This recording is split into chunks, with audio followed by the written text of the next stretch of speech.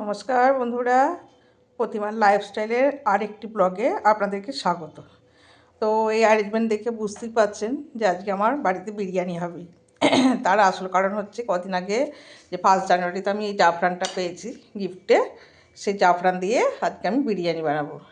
আর বিরিয়ানি বানাবো আজকে আমি কাচ্চি বিরিয়ানি। তার জন্য নিয়ে নিয়েছি 500 গ্রাম চিকেন, আর এই কয়েকটা আলু আর ডিম সেদ্ধ করে নিয়েছি, বেরেস্তা ভেজে নিয়েছি। আর লাগছে আপনার বিরিয়ানি মশলা, রেড রেড চিলি পাউডার, আর আর লাগছে কেওড়া জল, ঘি, দই, আর পরিমাণ মতো নুন আর চিনি। আর যে রাইসটা বসাবো তার জন্য আমি 500 গ্রাম চাল ধুয়ে নিয়েছি, আর সেই জলটা বসাবো।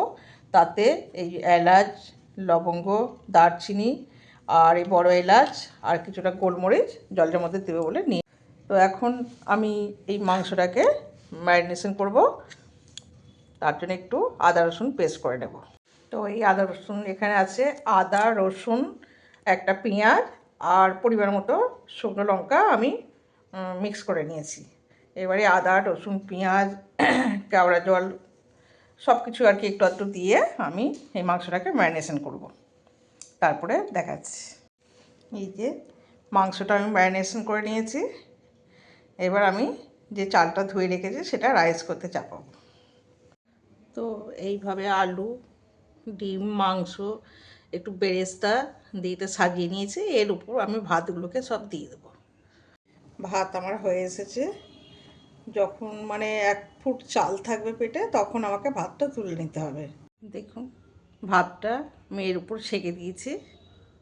তো এখানে যা কিছু দেবার, বেরেস্তা, বিরিয়ানি মশলা, তারপরে ঘি, সমস্ত কিছু আমি দিয়ে ফেলে রেখেছি। এবার একটু আটা মেখে রেখেছি, আটাটা আমি মুখের উপর দেব। আর এই যে জাফরানটা ভিজিয়ে রেখেছি দুধের মধ্যে, এটা দিয়ে দেবো।